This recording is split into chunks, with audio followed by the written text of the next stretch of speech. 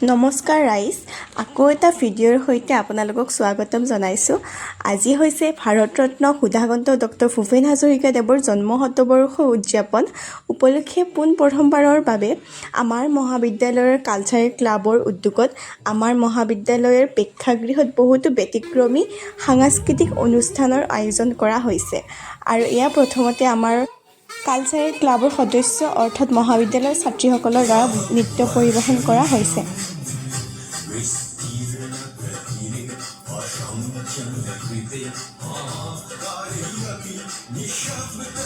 মোক কেনেকুৱা লাগিছে আপোনালোকে জনাব দেই। আৰু লগতে মই বাৰু নৃত্য কৰিলোঁ, আপোনালোকে দেখা পাব ৰ'ব অলপ, আৰু আপোনালোকে এটা ধুনীয়াকৈ কমেণ্ট কৰি যাবচোন।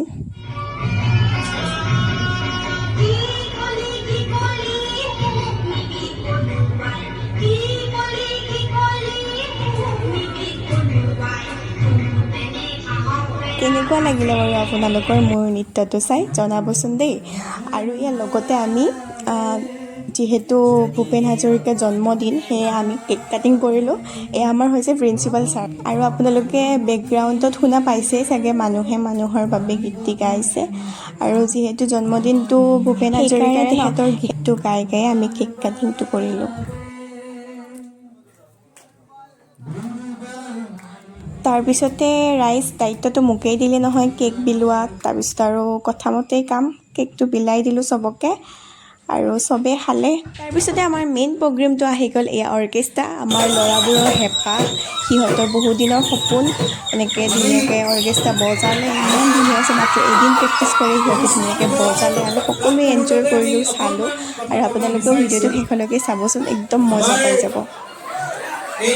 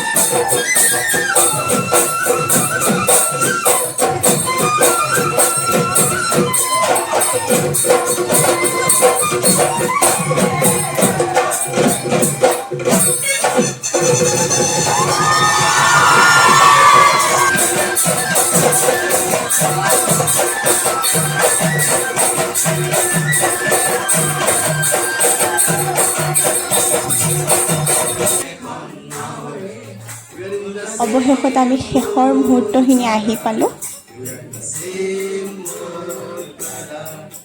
শেষত আমি সকলোৱে মিলি নাম ধৰিলোঁ, এয়া ফূৰ্তি কৰিলোঁ বহুত।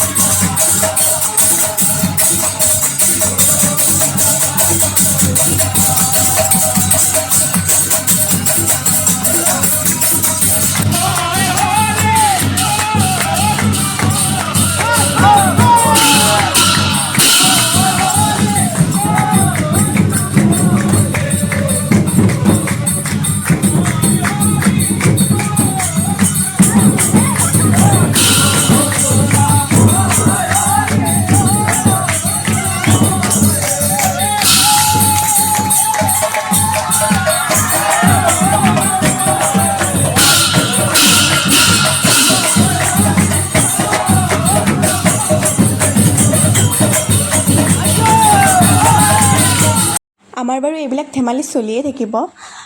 কেনেকুৱা লাগিলে ভিডিঅ'টো চাই আপোনালোকে জনাবচোন কমেণ্টত, আৰু লাইক এটা কৰি দিব আৰু মোক ফ'ল' কৰি দিব। আজিলৈ আহিছোঁ, বাই।